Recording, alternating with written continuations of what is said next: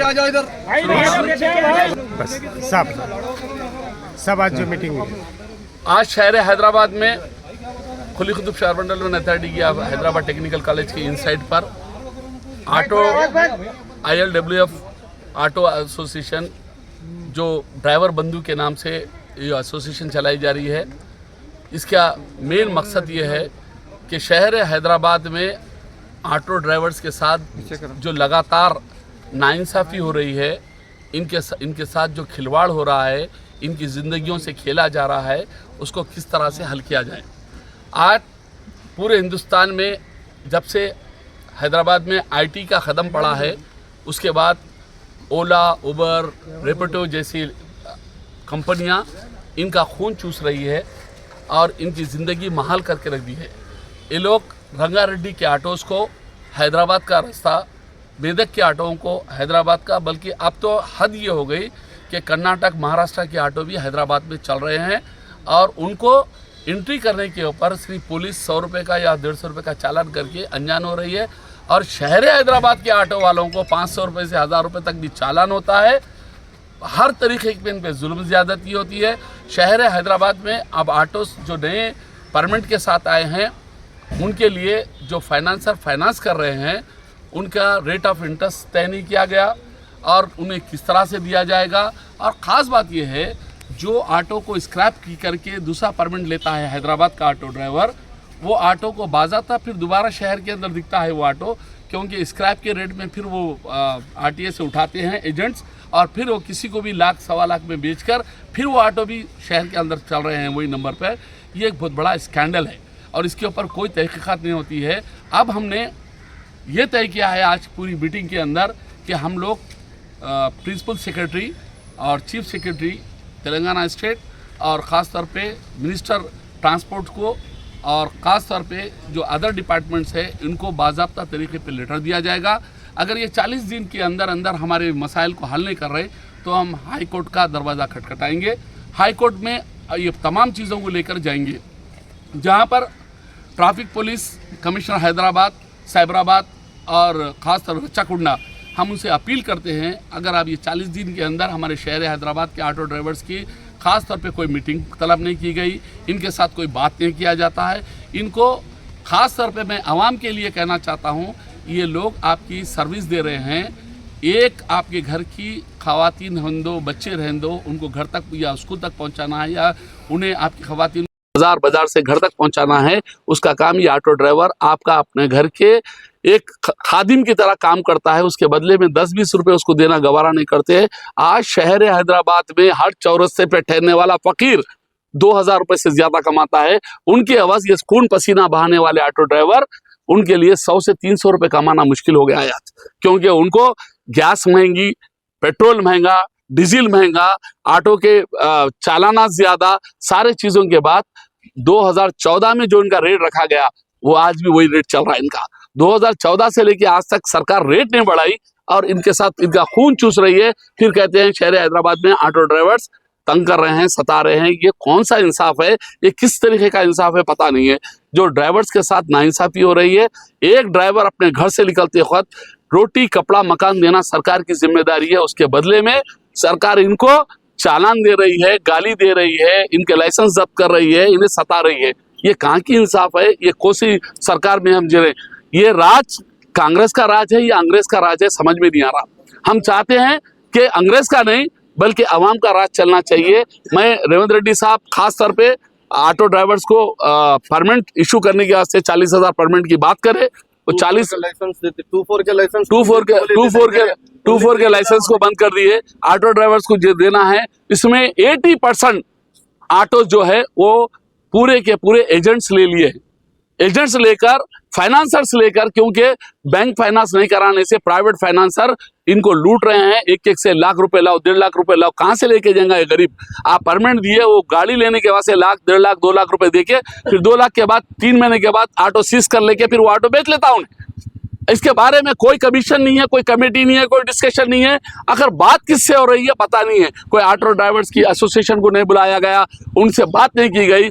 पूरे के पूरे एजेंट्स जो डीलर्स है वो लोग एंजॉय कर रहे हैं इसके ऊपर। मैं चाहता हूं रेवंत रेड्डी साहब से, ट्रांसपोर्ट मिनिस्टर साहब से कि आप फौरी इसके ऊपर आप रोक लगा के आप ये पहला काम ये कीजिए कि बुला के ड्राइवर्स के बारे में हम बुलाते हैं मीटिंग, अगर ट्रांसपोर्ट मिनिस्टर आने तैयार है तो ड्राइवर्स को हम पूरे हैदराबाद के जमा करेंगे, बुलाएंगे, आप आके उनसे बात करके उनके मसाइल तो पहले जानो, आप उनके प्रॉब्लम्स तो पहले समझो। आप फाइनेंसर के बोलने से हैदराबाद के बड़े फाइनेंसर्स कुछ पैसे देकर 40,000 ऑटो का परमिट निकाल कर वो ऑटो के साथ इनका खून चूसेंगे तो हम खतरे तौर पे बर्दाश्त नहीं करेंगे। वो ये बर्खास्त होना चाहिए। और साथ ही साथ मैं तमाम ऑटो ड्राइवर्स को कहूंगा कि तुम्हारी एकता में ही तुम्हारी जीत है। और हम ये ILWF किसी सियासी जमात, कोई पार्टी से कोई ताल्लुक नहीं है, ये अवामी सिर्फ और अनऑर्गेनाइज सेक्टर्स के लेबर्स के साथ जिस तरह हम हम्मालों का काम करते हैं, जिस तरह हाकर्स का काम करते हैं, फुटपाथ पे कारोबार करने वाले उनका, उसी तरह ये ऑटो ड्राइवर्स का काम कर रहे हैं हम लोग। किसी सियासी जमात से, कोई भी सियासी जमात से, कोई भी कहीं भी कोई सियासत जमात में रह सकता है। हम ऑटो की एकता के वास्ते पूरे के पूरे एक प्लेटफॉर्म पे आए। कोई सियासी जमात से हमारा एफिलेशन नहीं रहेगा, कोई सियासी जमात से हम कांग्रेस या BRS या तेलुगु देशम या BJP से हमारा लेना देना नहीं है, क्योंकि हर सियासी जमात से ताल्लुक रखने वाले बाद में उनके साथ खिलवाड़ होता। इसीलिए आज़ाद यूनियन हमारी यूनियन है और ये आज़ाद यूनियन किसी सियासी जमात के गुलाम नहीं बनेगी। हम आजाद यूनियन जिंदाबाद, आजाद यूनियन जिंदाबाद, आजाद यूनियन जिंदाबाद, ऑटो यूनियन जिंदाबाद। किसकी गाड़ियाँ हैदराबाद में नहीं आना होता है। हैदराबाद के अंदर रंगारेड्डी, मेदक और खास नलगुंडे से हैदराबाद, ये भोंगिर से, ये तमाम नलगुंडा, इधर बेदक, इधर यहाँ से महबूब नगर, ये पूरे अतराफ से ऑटो हैदराबाद में आ रहे। उनको ये ऑटो आधी कीमत में मिलता है। वहाँ पर 2 लाख में ऑटो लेते हैं उन लोग, हैदराबाद में लेके आके ओला उबर के सहारे, रैपिडो के सहारे वो लोग हैदराबाद में आके इत्मीनान से गाड़ी चला ले रहे। तो कम पैसों के अंदर ये हमारों को जो प्रॉब्लम है, हमारा ऑटो 4 लाख में आता है तो उनका ऑटो 2 लाख में आता है। तो ये 4 लाख बनने वाला परेशानी में है, 2 लाख वाला मजे में है। तो हम चाहते हैं कि ये खत्म करे, एकता जो इक्वालिटी होती है वो होना चाहिए। अगर ये नहीं होती है तो हम हाई कोर्ट का दरवाजा खटखटाएंगे और हाई कोर्ट जाकर खत्म करेंगे। 5-6 हज़ार और हैदराबाद के ऑटो ड्राइवर्स बड़ा पैसा बनना पड़ता है, क्योंकि फाइनेंसर 4-4 लाख 4.5 लाख रुपए में गाड़ी इनको देते हैं, तो पैसे कहाँ से बनेंगे। मैं चाहूंगा तमाम से परमिट भी खरीदते हैं और सिटी परमिट उनको खरीदना पड़ेगा। सारे पुरानी गाड़ी दिए तो ऑटो पूरी लेके RTO पुरानी गाड़ी इनसे ले लेता है, इनकी गाड़ी स्क्रैप करने को इनको पैसे भी नहीं देता है 1 रुपया, वो लेके इनको एक परमिट देता है, वो परमिट नई गाड़ी पे चढ़ाना, यानी कि डबल नुकसान। तो मैं चाहता हूं कि ये सारे चीज़ों को बंद किया जाए, इनके साथ इंसाफ होना चाहिए। और वो इंसाफ के लिए हम तमाम के तमाम एक साथ होकर बहुत जल्द 1 महीने के अंदर हम एक बड़े पैमाने पे जैसे ही नोटिस देंगे, 1 महीने के बाद हम बड़े पैमाने पर एक मीटिंग लगाने जा रहे हैं हम लोग। उसमें पूरे हैदराबाद के हर ऑटो एसोसिएशन, यूनियन एरिया के लोगों को बुलाएंगे, वहां बैठकर हम ऑटो वालों की ये प्रॉब्लम को हमेशा के लिए सॉर्ट आउट करेंगे। बैच का क्या है? सब बैच के ताल्लुक हम हमारे एसोसिएशन की तरफ से एक बैच शुरू करने जा रहे हैं। जिस तरह महाराष्ट्र में है, वो बैच का वाला हैदराबाद का ऑटो ड्राइवर्स को बैच दिया जाएगा। वो बैच से हटके कोई रहेगा तो हम बाज़ाब्ता पूरे लोग मिलके उसको पकड़ के पुलिस के हवाले करेंगे हम लोग। ये जो ऑटो दिए बोलते लोग, ऑटो वाले बोलते रेवंत रेड्डी का शुक्रिया अदा कर लेते, ऑटो चला लेते, यार नए ऑटो। मैं आपको बोल रहा हूँ, सिर्फ रेवंत रेड्डी साहब परमिट दिए और जो ऑटो जो दिया गया वो एक फाइनेंसर दिया, कोई बैंक नहीं दिया। 18,000 ऑटो KCR गवर्नमेंट में विद परमिट के मिली थी, फाइनेंस कारपोरेशन सेलो वाला मिला के दिए थे। 2014 में दिए थे। वो 2014 में जो ऑटो मिले थे वो सरकार पैसे लगाई थी, उसमें बैंक लोन था, उसमें वो आसानी से अदा हो गए। अब फाइनेंसर्स को दिया गया है, फाइनेंसर जो ऑटो 3 लाख का लिए उसको लिए 4.5 लाख रुपए तक फाइनेंसर ले रहा।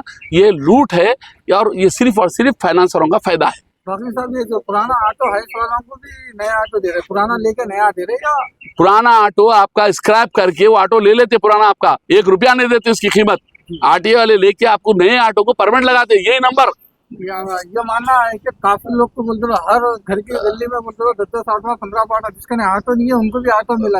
भाई क्या बोल रहा हूँ, जो ऑटो लेने का तरीका जो ऑनलाइन करे, जो पैसे दिए ले लिया। मैं क्या बोलने का है, फाइनेंसर जिसको चाहे उसको दे रही, क्योंकि इसको फाइनेंस बाई प्राइवेट फाइनेंसर है, जिसको जरूरत नहीं है उसको भी ऑटो आया, प्राइवेट फाइनेंसर दे रहा ना। उन्हें लेता ऑटो ड्राइवर को, दूसरे को लगा के चलाता, रोज के 300 रुपए कमा रहा, महीने को 900 रुपए 9,000 रुपए उन्हें ले लेके 6,000 रुपए बनना, 8,000 रुपए बनना कोई बड़ा काम नहीं है, बन ले रहा। पर मर रहा तो आम ड्राइवर, मैं आम ड्राइवर के लिए क्या सहूलत दे रही वो समझ में नहीं आ रहा। आम ड्राइवर के लिए कोई सहूलत नहीं है। हर ऑटो ड्राइवर सुबह उठ के शाम तक सरकार को 250 रुपए सरकार के खजाने में दे रहा। कैसा दे रहा? सुबह में उठ के उन्हें ब्रश को लगाने से अगर प्रेस लगाता है तो 1 पैसा चले जाता, डीजल डलाया तो 55 रुपए, अगर पेट्रोल डलाया तो 60 रुपए सरकार के खजाने में चले जाते हैं। ऐसा 3 लीटर 4 लीटर डीजल डलाया उन्हें या पेट्रोल जला दिया तो सरकार को 250 रुपए दे दिया उन्हें। उस तरीके से खाने से लेके चाय से लेके हर उसमें टैक्स दे रहा, उसके बदले में ना रोटी ना कपड़ा ना मकान, ऊपर से पुलिस का जुल्म ये सह रहा। ये सरकार को पाल रहा और उसके बदले में सिर्फ अपने खून पसीने की कमाई जो अपनी औलाद को नहीं देके सरकार को दे रहा। ये हो रहा है, ये इसको बंद करना चाहिए।